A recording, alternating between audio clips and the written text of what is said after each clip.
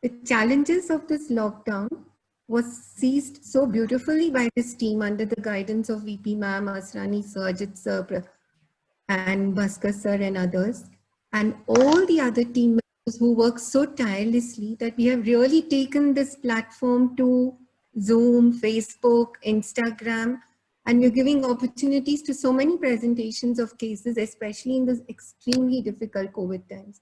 Today will be a witness to one such experience that I'm sure will stand you in the long run in any aspects of your practice. I welcome you all. I want you to hear beautifully, patiently, and really with a lot of attention, because there's nothing like listening. Going back and reading PowerPoints really doesn't make a difference. And the live experience is nothing like it for learning. So let me welcome our first speaker, a teacher. So surprising that, she has always lived her life and role model for us what COVID has taught us. Simplicity, contentment, happiness, positivity, and do best in whatever you think you're doing. So may it be cooking, may it be just dancing, may it be singing, hosting us, to an absolutely scintillating author and a beautiful speaker. We have learned so much for you, ma'am. What COVID is teaching us, you have taught us over the last 30 years. We are very grateful for you to teach us to live every moment by moment. Classical homeopath ma'am is practicing over 40 years, is a consultant at the Other Song, is also an honorary physician at the RHH Palghar run by the MLD MHI group. She's an editor of the NJH. What I want to say proudly is, ma'am is a speaker with over 200 national and international presentations. She has over 250 articles in NGH, a very big platform. She will not let you move from your seat with her mere screen presence and her ability to captivate you. What she's going to share with you is a take-home lesson for all of us, and I'm sure you should listen to her attentively. Thank you, ma'am, for sharing your experience with us, and welcome. So we've gone a little topsy-turvy, and I really wanted Shobha to start it because our webinar is about one remedy, different aspects. And I wanted her remedy was like a, like an uncovering and a secret. And we would have all tried to guess it and not guessed it. And now, unfortunately, she will have to teach you. You'll know the remedy because I'm taking it first. So, okay, never mind. We'll pretend we don't know the remedy and try to guess it again, okay? So, we are going to, hello. So, we are going to talk about my COVID-19 experience. Is it 6 months or has it been a lifetime? Okay, so all these degrees is not what you have come here to be with me for. We have come here to spend our personal experience and the growth. Okay, this today's talk is taken off from a small aspect of One Voice COVID-19 Tamasoma initiative, which was aired in the webinars last month. There were 3-4 days, right, about it. So I hope you all saw it. There were various speakers there. But today I'm only going to talk about my personal take. So all those things that you saw, all of it, what Lata said, the only important part is that NJH, we have completed 250 issues. I've done 250 editorials, which only proves that I love writing and I love sharing. All the knowledge we give, we share and we grow.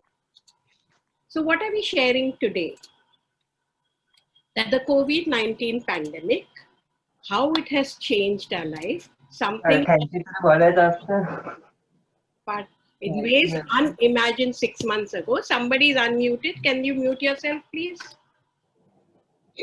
6 months ago, I still remember when we first, in December, we saw on the TV in China, people going about in masks. We couldn't believe ever that we would do it. And today we are all doing it, right?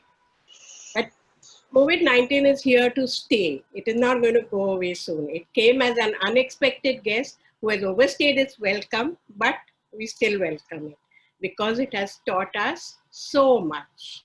It has taught us to experience the pandemic, really. It has taught us really a lot of things, and that life is really simple. but we insist on making it complicated. We have seen in these 6 months that we haven't gone out, we haven't gone to hotels, we haven't gone traveling, we haven't shopped, we haven't bought new clothes, new jewelry, new anything, but we have still been quite happy. I think so. I think the pandemic has done us more good than bad. I really hope you believe that. And so much so that NJH has really, really grown in this pandemic. I don't think it would have ever happened otherwise, or slowly it would have happened. But so many things, these webinars, the Tuesdays, Telegram Tuesdays we're sharing, we're starting NJH Bites newspaper a little bit. And so many things are happening. So it's really unbelievable how we have grown. So treating COVID is simple again. Challenging but simple. Keeping remedy uncomplicated has achieved a lot. So it has been unique and unexpected, sudden and rapid. It hit in December, it was worldwide by February, and exactly similar worldwide. Exactly the same symptoms and handling.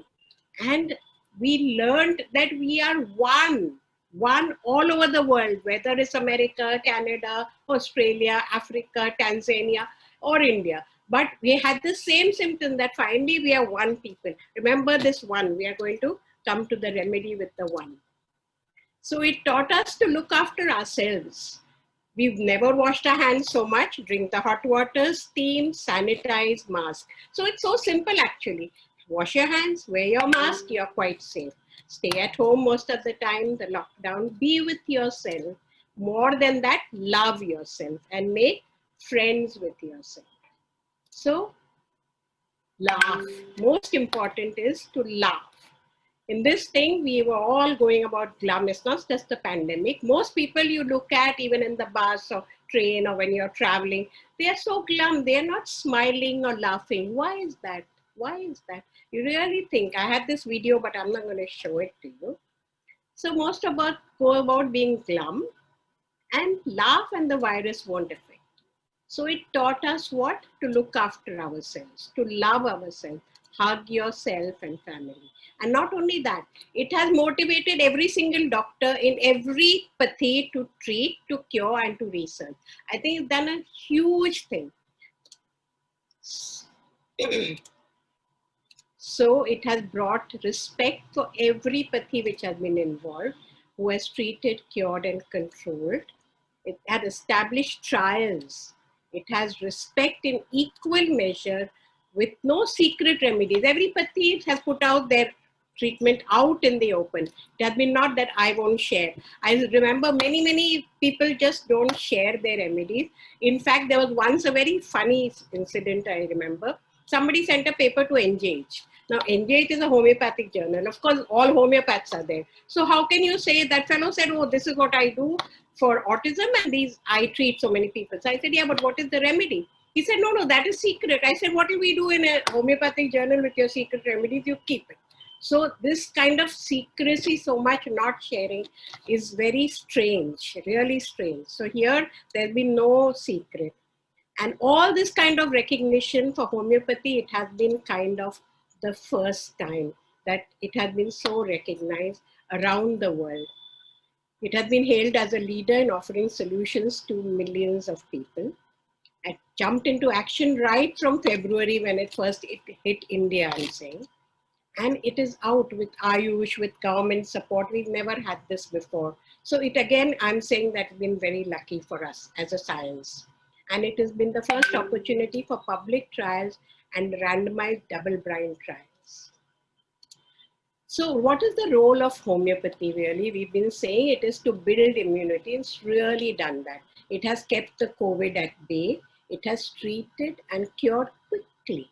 We have seen this again and again, and I'm sure all of you have seen it. And with or without other pathies, we have not fought with anybody. We've said all pathies work conjointly and supportively. We are already in hospital. Never mind, I say. You just take this medicine along with whatever you're doing. We are not saying don't do this, don't do that. Do all the measures, of course, everybody has to do. But just that you work and take our medicines. And we've seen it really works. So what is the historical take? We had in 1918 the Spanish flu. Hahnemann had one genus epidemicus, camphor. And today, what is our main genus epidemicus? Camphor. But today only thing the scale is very huge, large numbers, population from Hahnemann's time, 1918 to now, no comparison.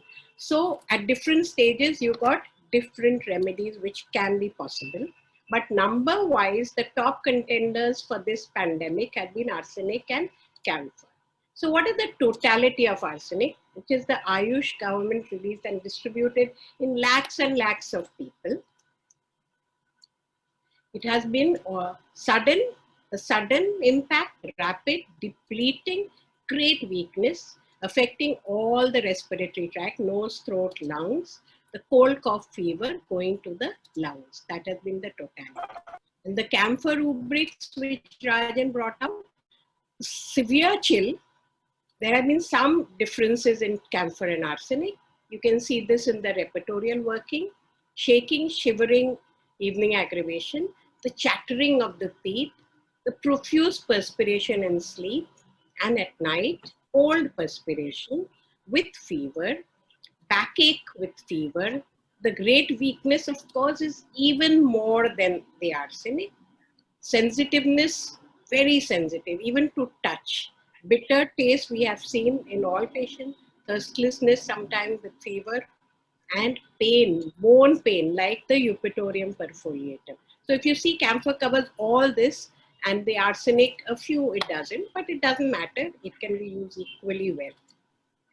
So more of this camphor rubrics. The complaints were sudden fever. Today you're well and you suddenly feel chilly. Shaking chill with cold skin. Once covers during the hot stage only. And sudden rapid alteration of heat and cold, followed by rapid prostration. The weakness has been the main thing. Even post-COVID, most people take very long to recover from it, just the weakness part.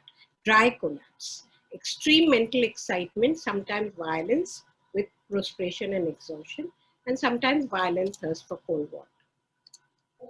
So delusion is that the world, she has her own little world where things are clear and the outside is uncertain. So I'm taking you to a little more level of what the camphor really means. Extreme anxiety and restlessness we know. Anguish when cold also we know. Anxiety, fever during without heat. And frightful dreams, terror at night. So what is night? Terror means that there is, feel you will die. And you'll be alone. Death, presentiment of chill during. Chilly yet uncovers and does not want anyone near him. Nothing satisfies him. Very difficult patient to nurse, both camphor and lipo. Icy coldness yet averse to covers with internal burning heat. Sepsis can be inflammatory fevers, pneumonia, collapse, coma, and therefore it has been so useful in a lot of the stages of this pandemic. So if you look at it like that, what I told you, living in their own world, if we move it to a different level of the plant kingdom understanding, camphor belongs to the laurels family. So where is this? In the plant kingdom, if you know the 6 subclasses, which Dr. Yakir, Dr. Mahesh Gandhi, Dr. Rajan have all made very popular. So it is the magnolides. So the magnolides, if you know, it is the first column. See the vertical column, subclass 1. You can see here you can see the laurel. Can you see? Hello, can you mute him, please? So here is the laurels family where camphor belongs in the first stage. And now we can understand why you know lot of the children have not left their house. So many of my patients, I tell them at least in the night go down and play badminton. There's nobody around, but they don't want to leave the house. They are not sure what is outside. They are so scared. They want to be in the home, like the womb, into their home where they feel safe and protected. And this is taking camphor to another level, and why I have used camphor the maximally in my cases. Okay. So my approach, so we have discussed the two different remedies, and my approach during the pandemic has been to deploy principles of private practice. What do we do in private practice? We treat people who come to us. We don't go about handing out thousands and thousands of free preventives to everybody. So I continued with that same approach and small manageable numbers. So I've only taken 4,000 people between February and September till now. Okay, I've made preventive sets ready for a family of 4, because normally families are of 4. There's no point in giving one person, because then you'll have cross infection. So you should always give so that you cover that. Okay, and taken a small token fee, because I felt that whenever something's free, it's thrown in the dustbin. Okay, and the most important thing we've done is active follow-up through telephone call. When we take free, it goes in dustbin, the coin goes into the bank. So even if it is a small coin, it still goes into the bank. And I feel it is much more value to what you're being getting. So the approach has been that you first have a wide therapeutic effect. You cover it in 2 ways, okay? So what I did was a general coverage, like take a miasmatic remedy. So we have, and then take the specific genus epidemics. So you treat at 2 levels, okay? So the miasms are here. Here, which is the miasm which you would think is maximally being indicated in this pandemic? So in this malaria. Okay, so it is the tuberculomas, because it is sudden, violent, intense, and affecting the respiratory tract, mainly cold, coughs, lungs, fever, sudden and high. Sudden and high. These are all the traits of the tuberculomas. So it covers the lungs, and so we have to make lungs strong. So what was the plan? To build up general immunity and then the specific immunity. So on day 1 and day 2, I give the miasmatic remedy, which is tuberculinum bovinum 1M for 2 days. And then give a week, and day 8 and day 9, I gave the genus epidemicus, which was camphor, not 200, sorry, it was 1M. So in my clinic, under my supervision, a set of 2 bottles were prepared, and they were labeled to build immunity. Each set was made for a family of 4, so that we know cross-infection. These 2 bottles properly labeled with instructions given, just as we dispense in private practice. And then after that, we had a database maintained in an Excel sheet on computer, where the names, telephone numbers of everybody were noted. Everybody, you see, sometimes that happens is one person may take for 3 families. So you may have 1 number and 1 name. Follow-up calls were made to all every month. Okay, and things were recorded. So it looks something like this. So you have the date, you have the name, you have the clinic from which it went. That time we still had all our clinics operational, and each person took how many. So if this Mrs. RK took 3, because she had 3 families to cover, hers, her mother's and her daughter's, then she took 3. So total was 3. Then every month we got a feedback whether you're well, well, or sometimes in the second month somebody got mild fever, then we would give more of camphor, or slight cold, or slight congestion, we would give again camphor. So like that we have covered so many people in the same way. And this is one time when I can say we have a record, we know what have we done, and we can prove it that this is where it has gone. So the summary of my experience is that we have given immunity booster medicines to about 3,800 to 4,000 people. The number of people actually took medication, some may not have. So we are just saying it's 3,500 to 800. After that, the number of persons who got COVID from these people, maybe 2 or 4. Number who died in under our care, but then also the daughter said, I gave my mother the medicine, but I don't know, I'm not sure she took it. And she had many comorbidities, diabetes, hypertension, so many things. She died when she got COVID, and that is 1. I had 2 other patients who died, but again, not of COVID, so I'm not counted them here. number who got mild infection, that is during the treatment, especially in these last 2-3 months, but they were not tested for COVID because all were treated and cured within 24, 36 or 48 hours. So say 20 to 50 got this.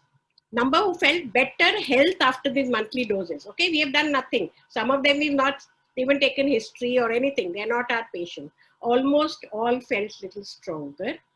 And number whose existing symptom disappeared, that is tendency to cold, breathlessness. Again, not my regular patient. One person, one young girl, choking in the chest, often was 10, 20 like that. One patient who had continuous cough and inability to swallow was better with a single dose of camphor 1, that is one. And fresh cases of COVID-19 treated successfully. That means none of these people who had covered before. So those numbers are about 30 to 50 and most of them are in these last 1 or 2 months. So conclusion is that the homeopathic as an immunity booster and a preventive has been tremendously effective. None of my group developed COVID-19. One patient and family, all, because they're all taken, was safe in her building, which got not 1, not 2, but 22 positive COVID patients, and they were safe, they never got it. One seniors, means they were older people, one of my patient's parents. Family was safe, though the cook returned from Calcutta with fever. So what happened is that the cook came and they didn't allow him in because he was a little sick. They said, you stay in the compound. And few hours went and he had lunch with the driver and the security before he started getting very high fever. And he was then, of course, quarantined in here NSCI Dome. But all these other people were also tested, the driver and the whole security, and because they had taken preventive, they all went negative. I have seen this often and often and often. So the conclusion is that some who got mild symptoms like 100, 101 fever with camphor 1M, they were better in 48 hours. For the initial few patients, I would still take the totality and give the indicated medicines. So 3 to 5 to 6, somewhere there's the number of patients. And yes, say bryonia, heavy thirst, okay, constipation, not diarrhea. So let's give bryonia. But the response was not very, very good. The fever came down from 101 to yes, 99. But that 99 wouldn't go. And then on the third day, I switched to camphor 1M and it settled with 4 hourly doses in just 1 day. So later, whatever patients I got, 16, 20, 50, whatever, I started them on camphor 1M immediately and with very good results. All of them settled. So we have proved, and I must tell you one last thing is also must be a proof only. I always look and think positively. So I had a new case who came to me just last month or in August, somewhere beginning of August. And she came to us for depression. And you know, we've been taking cases only on Skype or WhatsApp video and so on and not really facing them. And she had come with a lot of depression. So we were so busy trying to treat that. She was really low that we did not give her a preventive. Okay. And just last week, that means she told us on the 18th, she developed fever and then she tested COVID positive.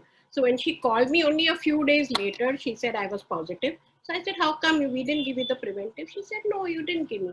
So actually first I felt bad, but then secondly, I felt quite happy in the sense that in my trial, at least it gave us proof that we are on the right track. We didn't give her and she did get COVID and her mother also got COVID. But then after that we treated her and she is now fine. It is already, today we are only 26. So she came to us, told us only 3-4 days later, we gave her medicine and in 2 days again she settled. Before that, again, she had taken whatever she had taken treatment, but she had not settled. So these are my experiences and I'm very happy because they're all documented experiences. So I feel proud and happy to be able to present it with proof.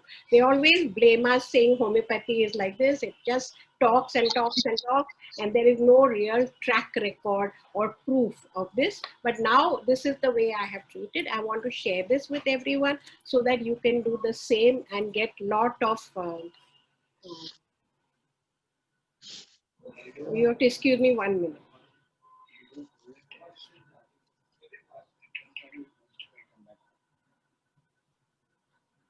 Yes, thank you. So I'm going to take some actual cases now. Lata, how much time I have? 10, 15 minutes? 10 minutes? Okay.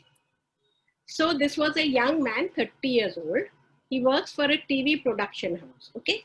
So his boss, that lady who heads that firm, she took from me immunity boosters for all 100 staff. So she called me and said, I have 100 people. I'm starting work. So what shall I do? How will I administer them, when they come in this medicine? I said, no, you should not do that, because they will go back home and they will again get infected from other people. So give them each one set for their family of 4. If you take 100, it is not a very big number. So you take that. So she thought, yes, that was the right thing. And plus, then you're not involved with giving them one pill or whatever it is that we prescribe. So you give it to them and they will do it. Explain to them, it's all printed, so there's no issue. And she did that and she gave it to all. So she took 100. So we treated actually 400 people. So we don't have the list of 400, but we have hers and we call her and ask her how everybody is. And she tells us they are fine. Okay. So this Mr. M already had fever. So when he got the preventive, he couldn't take it because he already had fever and had tested positive. So he had not taken it. So he called me and said that, what shall I do? I have a lot of fever and chills. I've taken allopathy for 2 days. I have no relief. He had all the camphor symptoms and he was given camphor 1M 4 hourly for 2 days. Fever subsided. Later on the 3rd and 4th day, tuberculomas was given. So I gave it the ulta way. First, because he had the acute, I gave the camphor, and then later I gave the tuberculosis. Okay, so we have his full follow-up.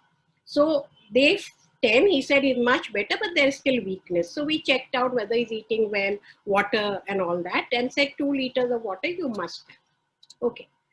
But 2 weeks later, his weakness was still at 80%, means he was only 20% better. We repeated the camphor for 2 days, BD. Follow up after 1 month, weakness at 50%. L5 means at level 5. He resumed work, so he became more aware of the weakness, but he said, I cannot walk more than 20 minutes. So it was already 1 month. So we thought post-fever weakness, selenium is the drug of choice. We gave that 200 BD for 1 week and the 5-phos for debility 3 times a day for 15 days. 6 weeks later, that is by August 2020, he can walk 1 hour to work and back. So he's quite good. So the weakness, yes, it remains, but we can manage. But if the person comes to us already in the first day, then weakness goes away much faster. So his reports were then negative. There's nothing much in the reports because it was positive and it became negative. Okay. So case 2. This Mrs. VB, she was 55 years old and she was my ex-compounder sister-in-law. She reported on 9th June 2020. Now what had happened, her history was like this. 30th 5, so this was already the 9th, 10th day. She started with reduced appetite, mild fever, temperature was not taken, and she took treatment from the local GP. Then she was 6 June, 10 p.m., she started getting little higher fever, 100, and started loose motions. She vomited, had 1 glass of water due to a lot of dryness in the mouth. 6 June night, she said, I have a burn sensation in the nostril and it's remaining all the time. By 6:30 in the morning, she was very uneasy and told the family, take me to hospital. She was admitted there. So that was 6th of June. Then in hospital, her appetite went absolute 0 and they told me oxygen level was 82, 84 SpO2, but I don't know. And there was great weakness. So they came to me on 9th. It was already day 10. And they contacted us and said, can we please give homeopathic medicine? After 3 days of admission also, she is absolutely no improvement. So here was her positive. And she had other things, but we have not even repeated later on because they refused to repeat. Her hemoglobin 11.6 and all these few things were there. So SGPT, liver function, LDH were high. So action really started from 9, not 10. Okay, we took her acute history and started on camphor 1M 4 hourly, 4 times a day. Response was very good, rapid. She was much better. Fever responded immediately and settled, but the cough and the weakness remained. So we continued camphor for 3 more days, BD. Then on 20th 6, still cough is there, but at level 5. She's better, but we need to repeat. So we did another 3 days of camphor and then gave tuberculinum. But it was little early because by that time, if she had told us on 23rd she was not so much better, then we would have continued with the camphor. So it was still at level 5 on 29, weakness 3 months and no sleep at all. So we give some adjunct biochemic remedies like 5-phos and califos along with the camphor. Then day 38, she is better 50% in weakness. Remember, we started medicine only on 9th day. Whenever we start little weak, it remains long. So, yeah. So, no sleep. Camphor BD was given. And by 31/7, this is already 2 months, she was much better. And then now she is fine. So here's the patient, quite strong she looked and able to do her work. Case 3, non-COVID case. So she was 87, very old and sickly, cannot eat, actually could not eat. And then remember, this whole thing happened during the lockdown. We couldn't really investigate anything. Electrolytes, we checked, chlorine had dropped. We monitored the salt and felt patient would be better, but he couldn't eat. He just had no appetite, and loss of weight. Cough was sticky, stringy, continuous. Coccus cacti then helped, but camphor 1 mg, which was given as his monthly preventive dose, was helped a lot. There was no cough. And he asked for buttermilk and water, but he couldn't eat much solid. By 12 weeks, is blocked, needs drip. So there was from the hospital care was taken. Trial could not be inserted. By 12 weeks, endoscopy also they could not do. So that means pathology was grave. COVID was still negative. That is my only important take in this. After all this, being hospitalized, having so many problems, his COVID was negative. 13, 9 p.m. he insisted, I want to go home. I spoke to him and counseled on video, said, tonight you stay in hospital, tomorrow we'll definitely take you home. He looked really bad. You just relax and sleep tonight. I knew that he wouldn't pass the night, and therefore I insisted he stayed there. And by 14/8, he passed away peacefully. So why are we taking this case? Because we have to support the patient at every stage, even end stage. And here, camphor proved preventively very well. So, yeah, he died of another pathology, probably cancer, which we could not diagnose early enough because of the preventive. Case 4, 74 years. She was my patient earlier also, and she was on dialysis since September 19. She was diagnosed with pancreatic acute and on chronic and kidney disease. So she continued all through the pandemic, 2-3 times a week dialysis, and she was on camphor tuberculinum monthly as per my preventive schedule. May through 20, she developed a lot of complications. She was admitted twice. Last day, June 3, she tested for COVID on readmission, which was negative. So though she was in a non-COVID section where strictest precautions were not used, just the only gloves and mask, not all that paraphernalia. And 1 room away, the patient tested positive for COVID, but she did not get, she was negative. That is my only take. So case 5, which is proof of effectiveness of camphor as a curative, the case of the cook, which I already told you.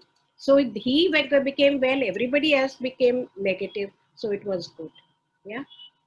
So we must thank this particular patient of mine. She's really been like one NGO, using it, at least 200 people she must have supported.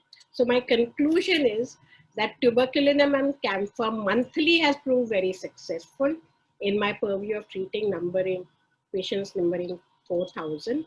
I could handle even other infections with camphor only. Patients exposed to COVID-19 cases also did not become positive. One doctor I have who's working in COVID hospital for 6 months, he's taking the preventive all the time and has not turned positive. And follow up 2-3 months all this has been confirmed. So all 50 whatever cases I treated were fresh cases, and they all turned negative in 5 days. We repeated a test if ever, and they all became negative very fast, even if they had been positive. So thank you so very much for all this patient hearing, and I'm quite